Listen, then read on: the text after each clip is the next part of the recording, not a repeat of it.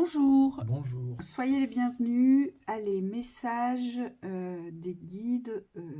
On nous dit ici, on nous informe ici que nous devons réussir, nous devons essayer tout du moins, de nous détendre au niveau de l'esprit. Ça veut dire quoi? Ça veut dire que voilà, on a tous des envies, des objectifs de réalisation dans cet instant présent. Et en fait, notre esprit n'arrive pas à se détendre parce qu'on est dans la projection de ce qui nous manque maintenant, mais qui va nous servir pour après. Vous voyez? Alors, je prends un exemple. Si vous projetez, par exemple, d'aller en voyage pour la fin de cette année, eh bien, vous allez peut-être être porté à inquiétude sur l'aspect financier parce que vous allez devoir mettre de côté et vous vous rendez compte que, par exemple, durant, par exemple, ces 3 derniers mois, vous n'avez pas pu provisionner pour justement réussir à mettre de côté pour ce voyage et être à l'aise dans le voyage.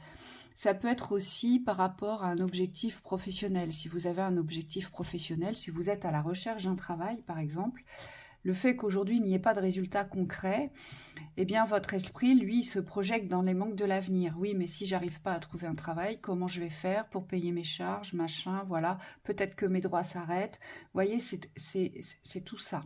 Après, ça peut être aussi sur l'aspect sentimental. Hein, cette non-détente de l'esprit parce que vous vous rabâchez sans cesse que vous êtes tout seul, que vous vous ennuyez, que vous n'avez pas l'impression d'être en vie ou d'exister parce que vous n'êtes pas en couple. Et vous vous projetez dans l'anxiété de devoir finir peut-être seul dans cette existence. Vous voyez, donc il n'y a pas de détente en fait. Il y a toujours une forme de rumination, une forme d'inquiétude par rapport à l'avenir. Et c'est là-dessus que les guides souhaiteraient nous voir nous détendre.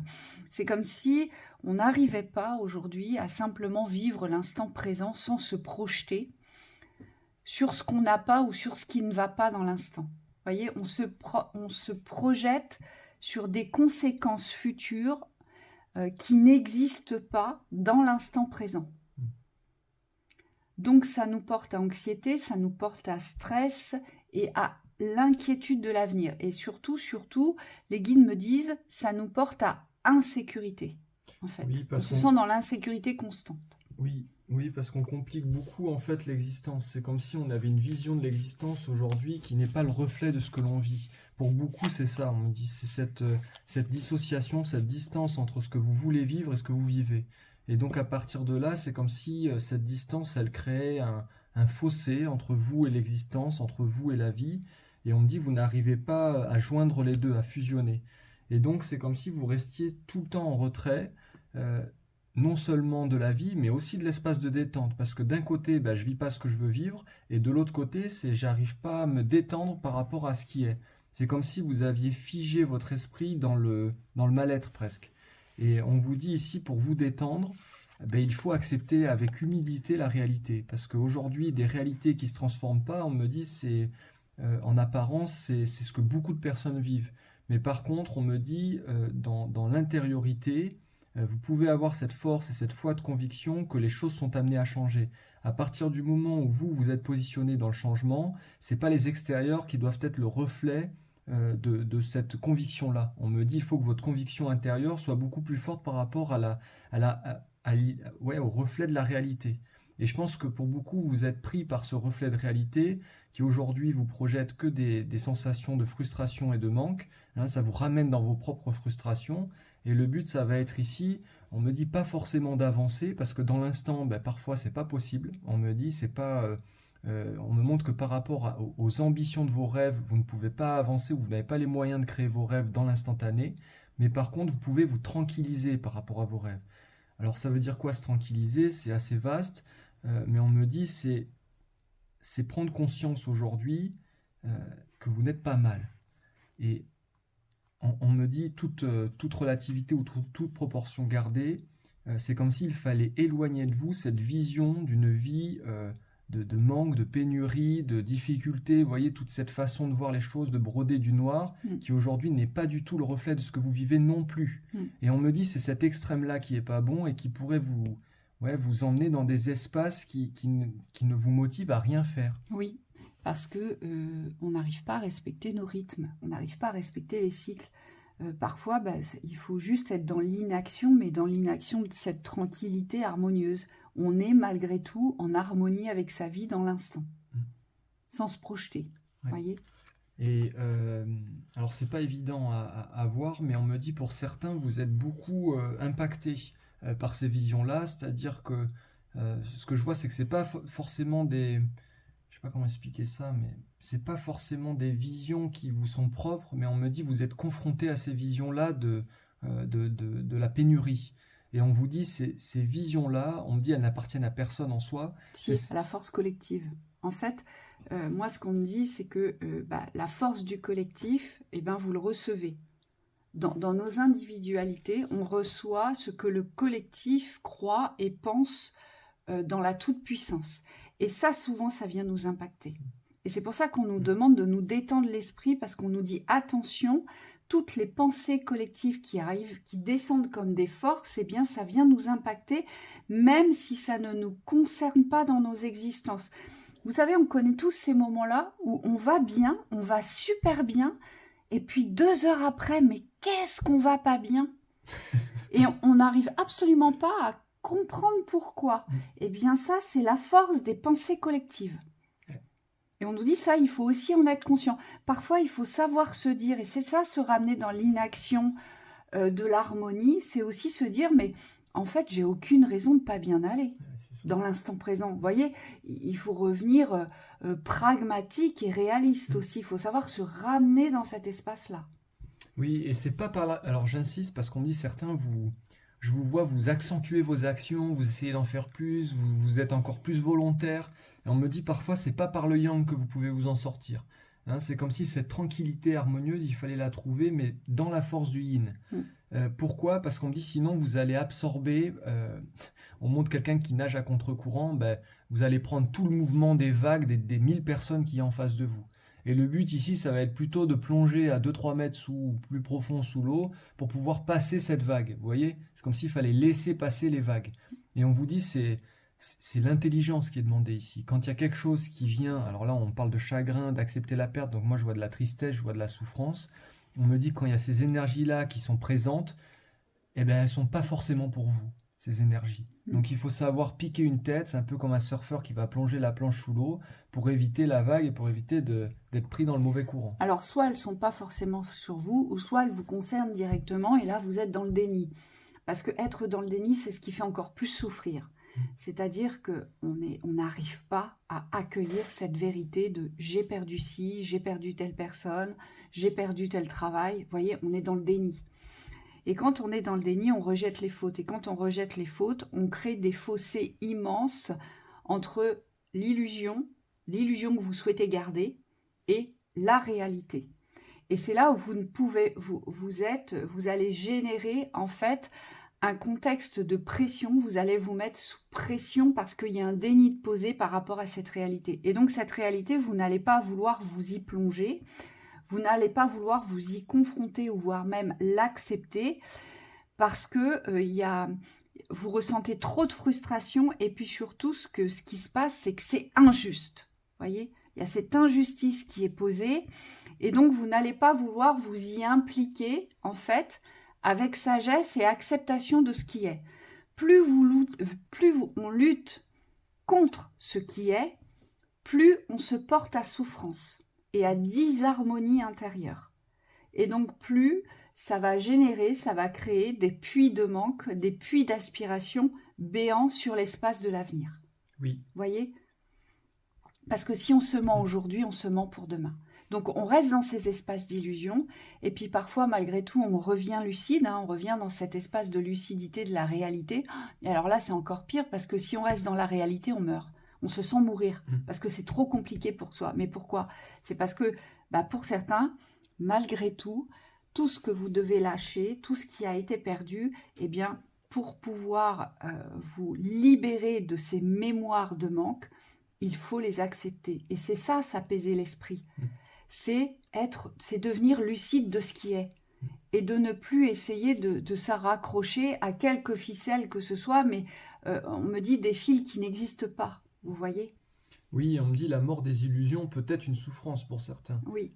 Quand il y a des rêves, alors c'est même pas des rêves, mais des idéaux au niveau de l'illusion, des choses comme ça, dans la réalité aussi, on me dit des attachements au niveau de la réalité que vous gardez comme des vérités, ben là, il faut les laisser partir. Et quand il faut les laisser partir, ça veut dire que dans l'émotionnel, il faut avoir cette capacité de vous détacher, de laisser partir les émotions.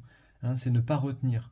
Et on vous dit, pour beaucoup, on me dit, vous traversez ces phases-là de détachement, de perte, de mort, au niveau des schémas aussi, et on me dit, il faut accepter que ça s'en aille.